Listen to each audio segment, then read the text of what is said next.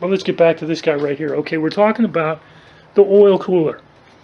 And I know that the oil cooler fits tight up against here, all right? That slit means there is clearance back here. But the problem is, look right there, you can see a bit of an angle right there. That the actual face of the cooler sticks out a little bit past here. And it pretty much closes up most of the gap. Now, I don't really mind that it closes up because you still have air that will flow down through each of these. And as long as there's a little bit of clearance, you'll still get airflow even at that point. But the problem is, it's going to vibrate and shake. And there is a tiny bit of clearance in there right now. Let's get these guys out of the way. I've got those on to protect the fittings. But if I push on it, I can tell that I've got no more than about a 1/16 of an inch clearance. And that's just too tight. But yeah, I've got to do a little bit of work back in here. I'll pull that out, make a change. It's going to be a pain in the butt, but it's got to be done. So I took it, and obviously I've pulled it out now. Yeah, I'm going to have to push it back about 1/4 of an inch. There are going to be other things that are associated with shoving it back that need to be modified. So let me get the cooler pulled off and we can move on to the other things that need to be done. Okay, now in preparation for taking it inside, it's wicked hot out today. I'm not planning on working on it here in the garage. I'm going to take it inside and take a look at things. But anyway, to get it off, I've got one nut right here holding this edge. Okay, I've got a nut that's buried under here. I made a 1/2 inch hole inside this piece of wood in order for the nut to hold in place, similar to this one right here. So it's held, the piece of wood, this big piece of plywood. Incidentally, this is plywood, and it's not pine. Do not get pine to make this thing. This happens to be an aspen. It doesn't have splinters. I'm not a big fan of splinters, but it's a fairly soft wood, so hence you see the size of the divot right there. But that's okay. It gives it good vibration characteristics. You don't want any of these screws or bolts vibrating loose. So that's cool. I mean, I'm not saying you have to build it out of aspen, but I would say don't build it out of pine plywood. This particular stuff is also not pine. I believe it's a poplar. Alright, I forgot one of the things I got to do is, in order to pull the base piece off, I've got to pull this piece off first. But there's the hole I was talking about that fits over the nut right there. So I've got the 1, 2, 3 nuts holding this piece of plywood in place.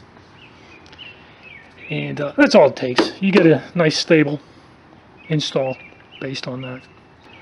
So I need to take this inside. So I've been working it over, and it's basically ready, but there's an issue. I may have to tweak some things on the fan shroud, not just on my assembly, but on the fan shroud itself up there. Let's see here. If we look at this, okay, in this area between here and here, the fan shroud comes across, and the gap is about a 1/2 inch. Okay, that means from the top of the fan shroud, there's that lip, this lip right here, to the bottom of this is about a 1/2 inch.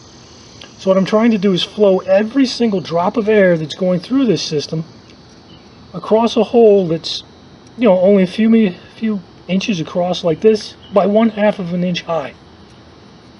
Okay, so what I'm thinking I might have to do is take this lip and cut it off. And if you look at where the fan is, it's, I don't know, it's over a 1/2 inch down there.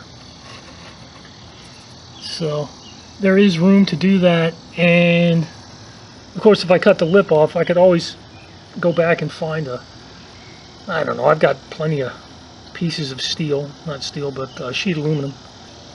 I could cut it off so that it covers the edge. I could even curl it if I want to so that it was nice and smooth. Alright, slightly different experiment tonight. Got propane torch out.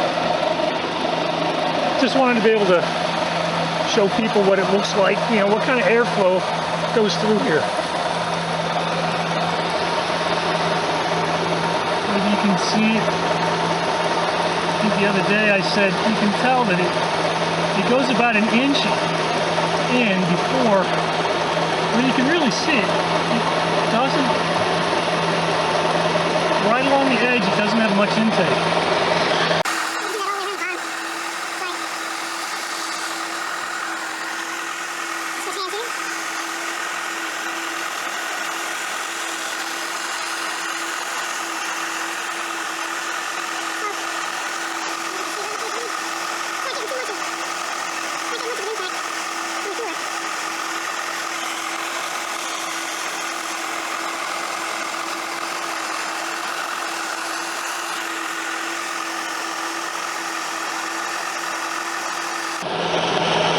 But anyway, up here. I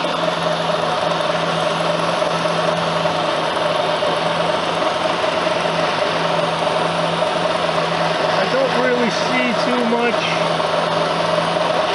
There isn't like very much action. The air is not really going inside. The cooler.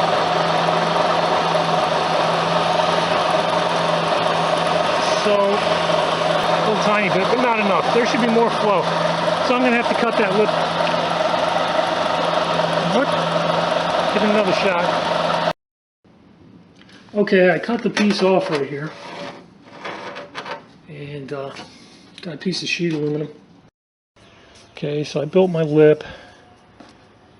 Fits in there pretty decently. If I was to do this again, I would just build a notch rather than trying to contour it. I wasn't sure exactly how it was going to fit, so hey, you do what you think you need to do. But turns out all I needed to do was a notch.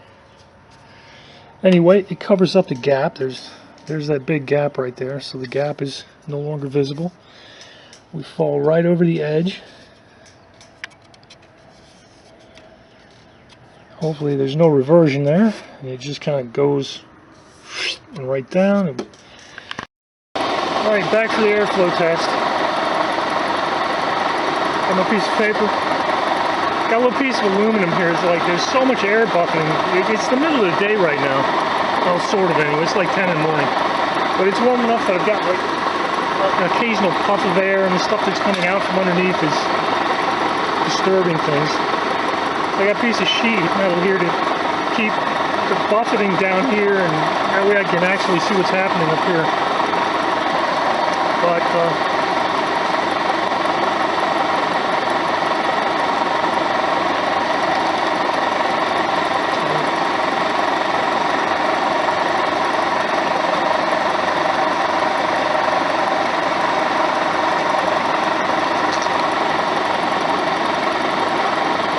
it's pretty far away from the opening. It's not really strong over there. Because part of it is I don't actually have it spinning very fast at the moment. But I can, let's see if I can speed it up a little tiny bit. Push on my mount. Get it accelerating. Alright, now we got some air going through.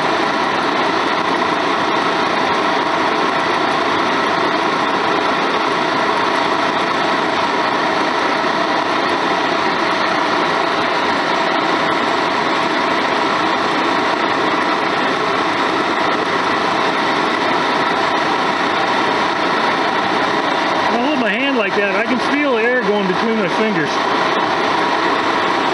So there's without a doubt some air going through. You don't need a whole lot.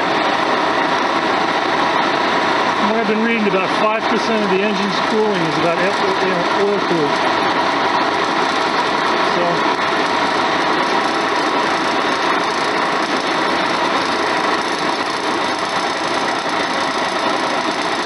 it's not bad.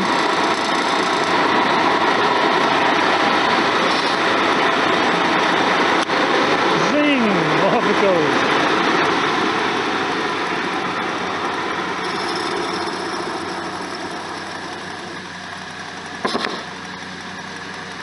See my piece of paper back. There we go.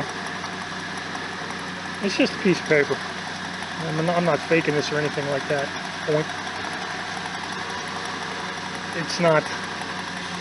It doesn't stay up there if there's not some airflow. I'm going to try and stuff that back in there. So I think I got the clearance figured out. Boy, it did take a long time to get that modified. Wow. If it doesn't work, hey, I'll come back with a version 3 of this thing. This thing being this video. This is version 3 overall of this cooler. I had different mounting methods. This is the third mounting method I've had. I did a preliminary fit on this to make sure that the cooler clears. It's fine. And here it is installed.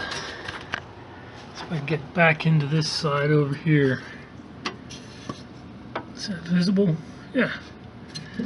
You see I've made a significant difference in the thickness of that gap right there. Got plenty of clearance right here at the face of it. Which got that little bend. This is about as close as it gets.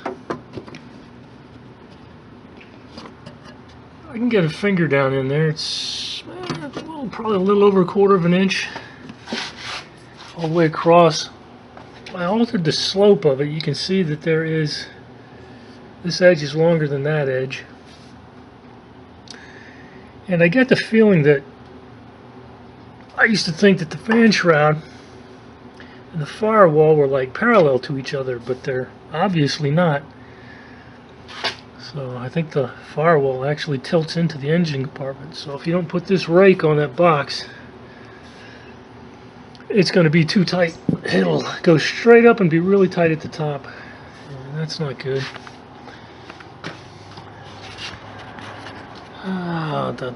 It's really kind of hard to see what's going on in there, but hey, give it a shot. It's the other edge of it. But I have cranked it up. I haven't driven it anywhere yet, but I did crank it up. Engine warmed up a little teeny bit. Oil hose got warm. Cooler got warm. Air was flowing through. It was working. I don't know whether or not it fully works. I won't know that until I take it on a nice drive. But this one's going to be in there for a while. Anyway, that's enough of this one.